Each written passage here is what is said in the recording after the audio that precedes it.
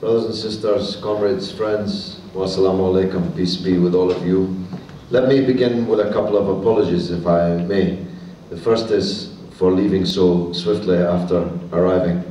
I have to meet with some members of Parliament, and then I have to write my weekly newspaper column, and then I have to sleep, although I'm actually half asleep already, because I've already done my 3-hour live radio show this morning, on top of the huge rally that we had last night, and the 17 media interviews that I've done in the last 48 hours in New Zealand. It's been action-packed, so I hope you'll forgive me. And the second is associated with that. I kind of gave you my best shot last night.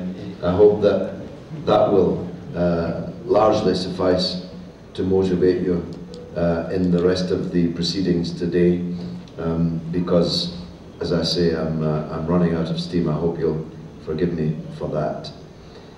The first thing I want to do is touch on the first of the issues, which is, what is Islamophobia? How do you recognize it?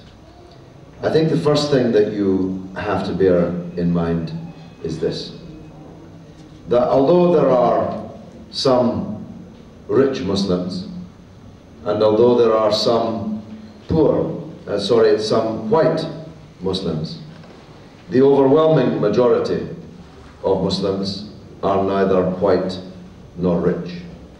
And that's why we say that Islamophobia is really racism against Muslims.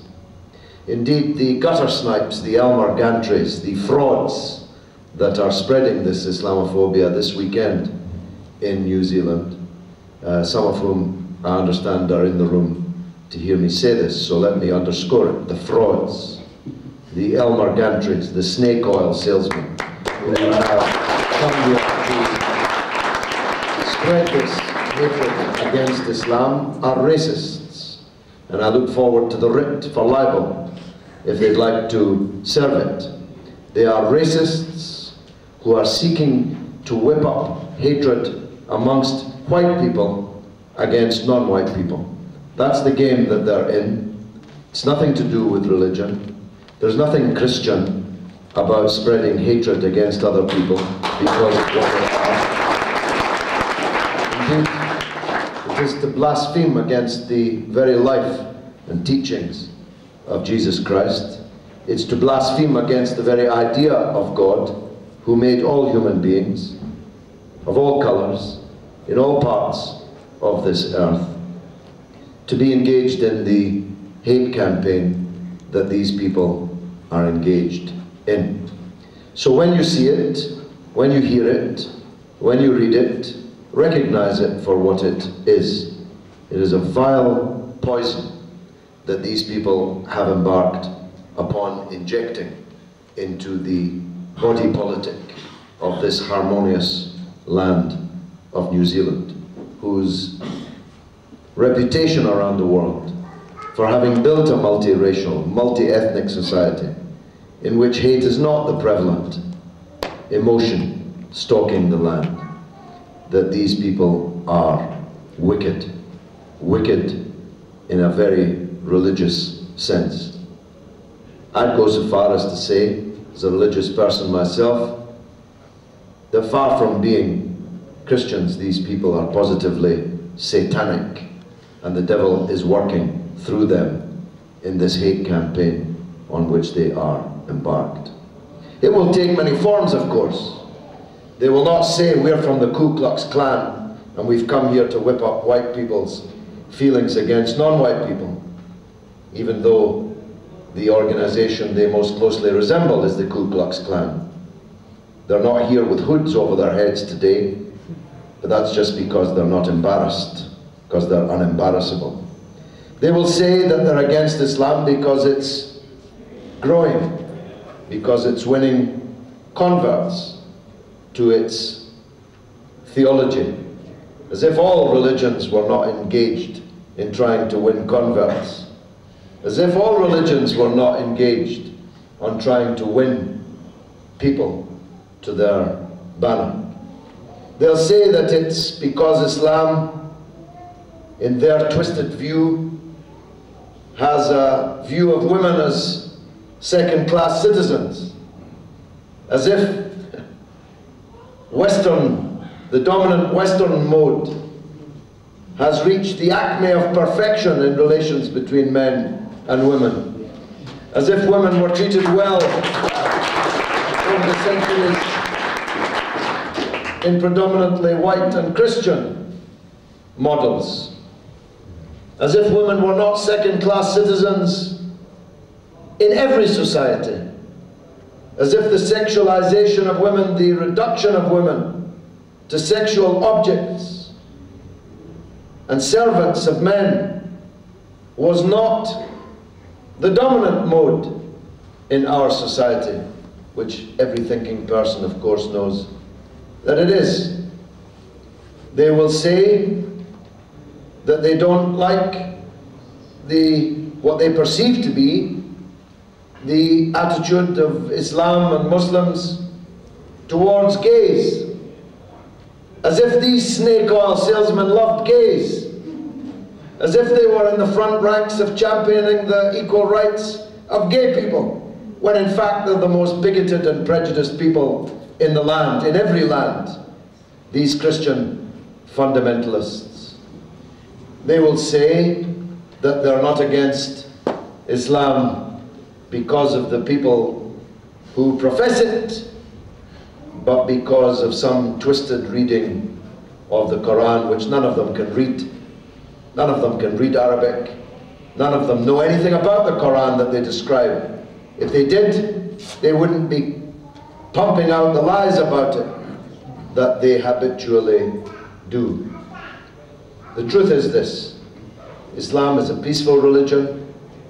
Islam proclaims that there can be no compulsion in religion, that no one can be forced to believe in God, because if they were forced, they wouldn't believe in God, which would be a contradiction in the basic tenets of Islam. So look for these signs and combat them with the truth. Tell people that these men, for they are predominantly men, care nothing about the rights of women, care nothing about the rights of minorities. They care nothing about the real truths that lie at the heart of the great religion of Islam, which has 1.8 billion adherents across the globe. And apart from anything else, practically speaking, it's not a good idea to declare war against 1.8 billion people.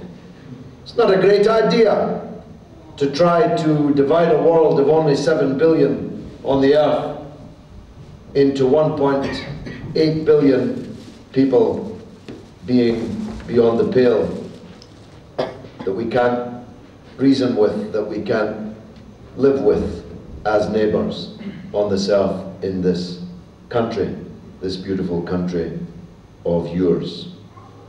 So look out for the telltale propaganda, which I think you'll recognize without having to define it, and smoke out the truth behind it and tell people the truth behind it, which leads me to the second of the two issues that you're going to be discussing in your workshops, and that is, what is to be done about this? Well, the first thing is to call a spade a spade. Call these people the racists and liars that they are, and link up with every right-thinking person in these islands that you can. Network with every right-thinking person that you can find. Tell the truth as the best antidote to their lies. Build networks. Support the networks that are already there. Make sure you're all in touch with each other. Form a body of informed opinion that can rebut lies whenever you see them. The next time you see an item in the paper from one of these jokers, answer it with readers' letters, with protests to the editor. with complaints through whatever regulatory framework you have here in New Zealand to try and police the way in which minorities can be gratuitously offended.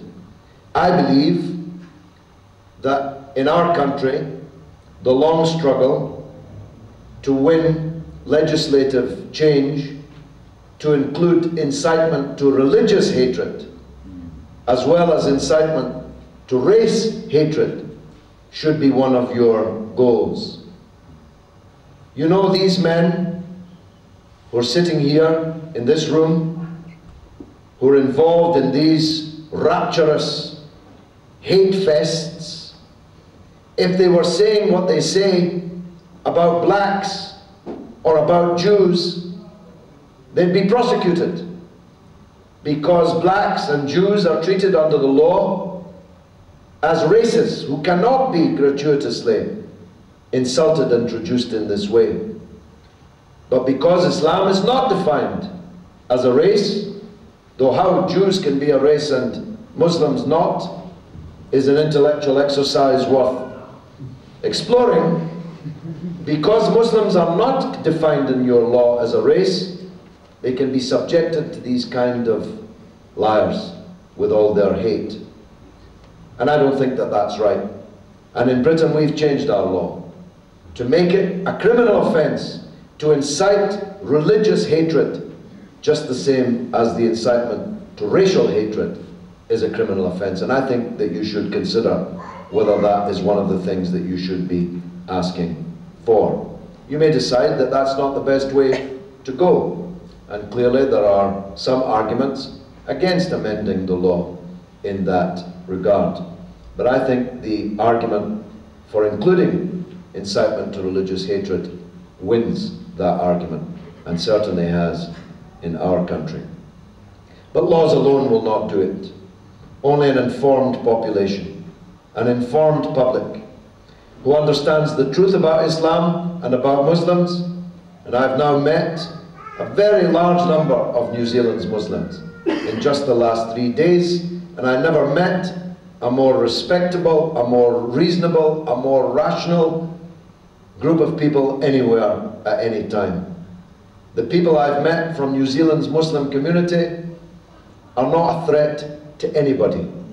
As the academic, the United States academic who spoke at our great rally last night made clear, if you were involved in a risk assessment project, if you were in the intelligence services and you were working out what the threat to New Zealand is from its Muslims, you would conclude that there's more chance of Mount Eden re-erupting than that the Muslims in New Zealand should be a danger or a threat to anyone in these islands.